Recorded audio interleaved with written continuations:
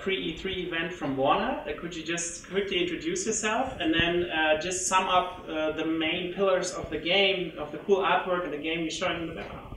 All right, I'm Bob Roberts. I'm a design director at Monolith, working on Shadow of War, which is an open-world, third-person action RPG, and we're set between the events of The Hobbit and Lord of the Rings, picking up kind of right where we left off from Shadow of Mordor.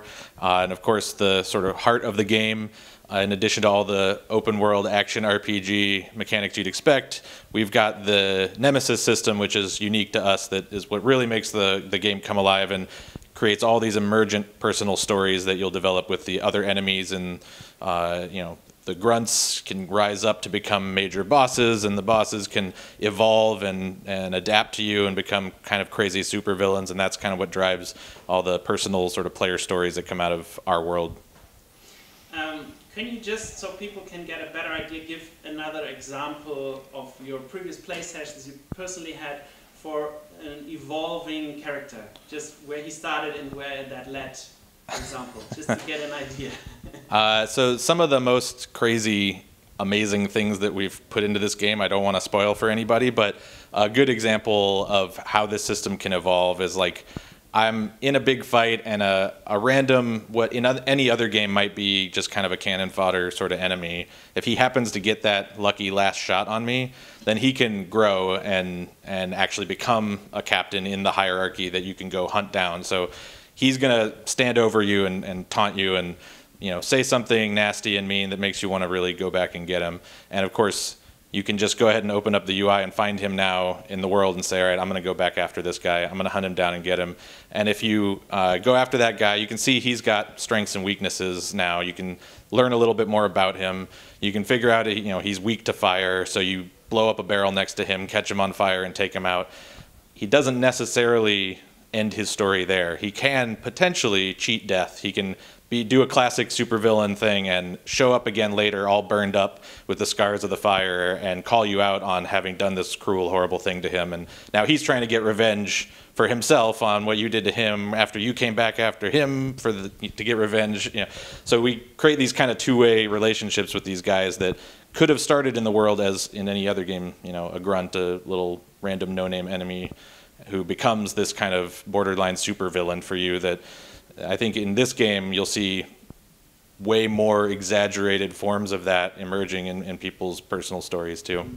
So meaning that if you die, the other characters evolve, but even in a more advanced way than it was before. Exactly, yeah. Okay, yeah. Interesting. The world itself has also grown, not only the Nemesis system, you have more zones, you have more variety. Could you just sum that up again? Yeah, last time we had a couple of zones. This time we have more than twice as many. It's more than twice the size of the game. Each zone is also a lot bigger than they were in the last game, and they're more diverse, different biomes, different environment types. So we've got, you know, we've shown our sort of snowy mountaintop region and the forest, the lush forest down near Nirn, and the city, the human city of Minas Ithil, where it's a much more dense, you know, crowded streets and rooftops to run across and all that kind of stuff. So it's a lot more variety as well as a lot bigger.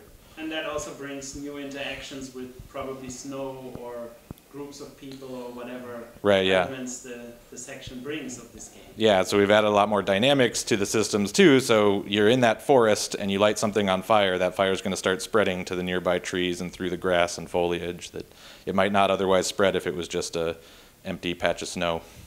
When I was playing the demo, I was wondering if the fights against big warmongers and stuff like will always only take part in like castle-like structures, or will I also have a situation where I fight them within a forest, for example, or on top of a mountain or something like that? Yeah, the enemies are scattered all throughout the world. So while the overlord of that fortress might hole up in his keep to go fight him in there, he might have actually started his story as a guy who was just patrolling out in the woods somewhere that you came across and who got a kill on you and got promoted for that and worked his way up.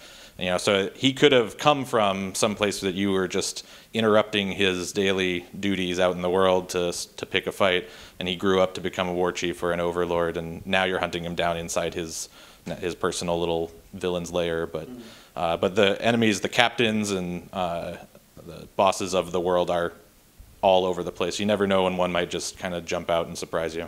Right. And in the first game, you had very nice sections where you were, for example, I don't know, getting inside a cave, and then the cave closed, and you would fight in that cave against a big enemy, stuff like that. Will you also have these more story-like elements, or is it really focused on these castle battles? So the fort assaults are these kind of climactic moments in each zone, but that's after hours and hours and hours of playing around in the sandbox, doing all the other story missions and side missions and various activities you can pursue. So while we've shown a lot of the fort assaults, and they are kind of a pinnacle epic scale battle in the game, they are by no means all there is to do. There's tons of that kind of stuff out in the rest of the world, and there's a lot of more hand-scripted stuff to mix in with all the crazy procedural stuff, and the lines get very blurry, honestly, where it's hard to tell sometimes which thing is actually dynamic and which thing you stumbled into that we made sure was there for you. Yeah, talking about that, I saw in the menu you had a little challenge which was related to weapons, apparently. What is that about? Yeah. How many of these elements did you put in which we haven't found yet? It seems to be quite a lot. Yeah, there's going to be a ton of stuff for people to discover in there. I think the Nemesis gear is one of my favorite additions, where the loot this time around, the things you equip yourself with aren't just changing the look of your character. They're not just giving you some cool additional properties, but in order to upgrade them to their best possible form, you have these little challenges, these little quests you can perform that are associated with each mission. And each of those quests and properties are associated with the guy you killed to get that. So we got the Nemesis system bleeding into the gear now, where if you take advantage of a guy's weaknesses, you're more likely to get something related to that weakness as the challenge and the property to upgrade that piece of gear into its best version of itself. So when is Shadow of War coming out? Shadow of War is coming out on August 24th.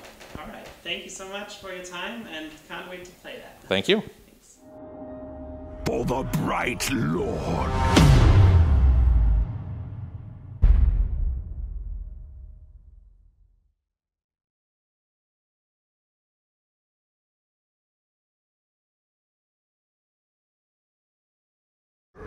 Always get last words.